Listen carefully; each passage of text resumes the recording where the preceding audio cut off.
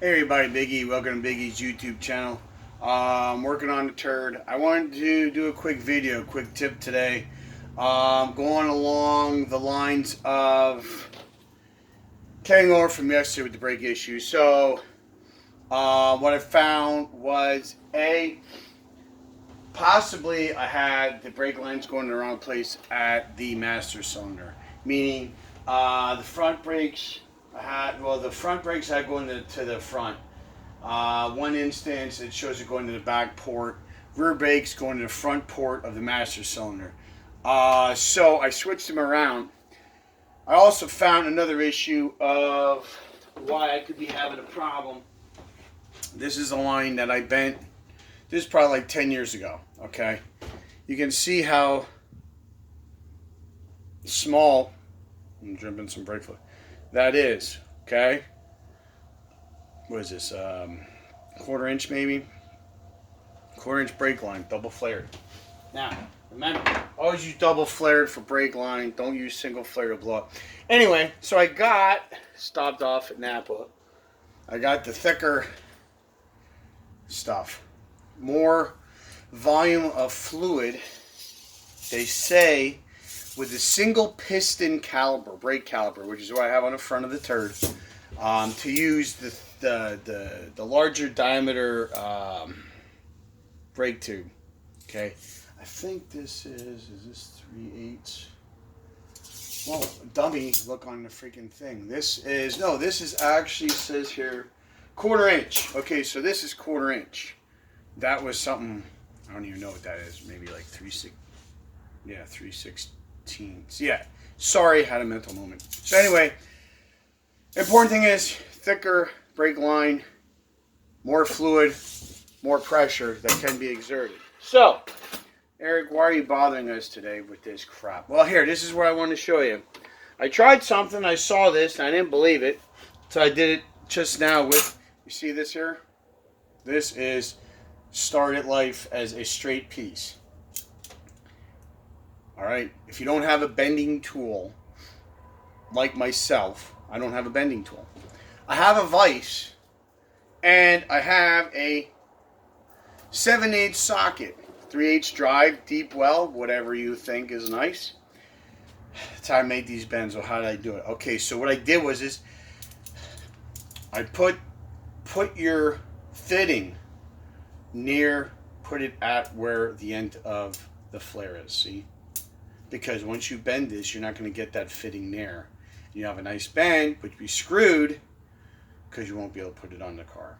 Anyway, so what I did was put it in a vise, okay, clamp it down, and then I took this and laid it on top, and I just nicely bend it around the socket, and that'll give you a nice bend.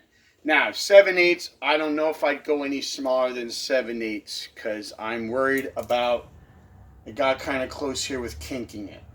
You don't want to kink it, okay? You want to have, it's like an exhaust mandrel bent. You know, everybody says, oh, mandrel bent exhaust is higher flow. Exact same principle. You want to move fluid. With exhaust, you're moving air. With this, you're moving fluid. So like I said, I wouldn't use smaller than a 7/8. I like using a deep well because it gives you more surface area to bend on. And I was kind of blown away by how not nice of a bend I got. So what I'm doing is I took it off at the master cylinder, and I'm gonna plumb it up to the top of the line lock, if it even works. I might have to get other fittings, but anyway, that's going to be another video for another day when I actually plumb this whole deal and have all the parts I need.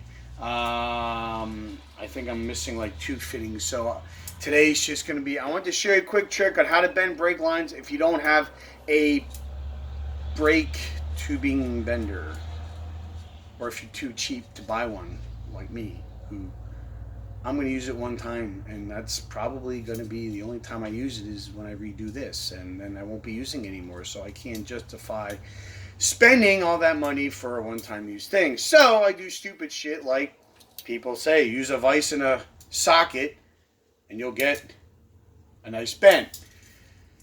Remember though, when you're bending, where you want it is. See, I have this here and this one's here, okay? So know how you have things in the vise.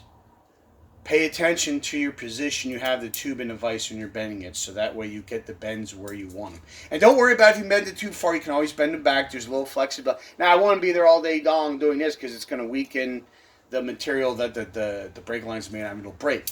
But if you're off a little bit, you just tweak a little bit, put it in, done. Okay? So that's enough of me rambling. I just wanted to show you guys this quick tip on how to bend brake lines if you're in such a project. I'm going to do a race recap, probably another video.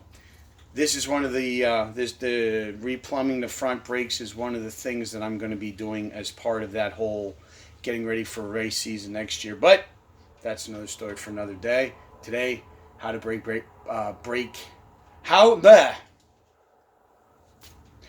how to bend a brake tubing. Okay, and you can use that for any size tubing.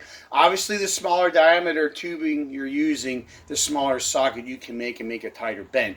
The bigger diameter tubing you're bending, the bigger diameter socket you're going to want to use to make your bends, make your 90s and stuff so you don't kink it. So keep that in mind, okay? So please, check out my channel, like and subscribe. Leave a comment if this helps. Watch out for each other. Take care of each other. I'll see you next time on Big E's. Take care for now.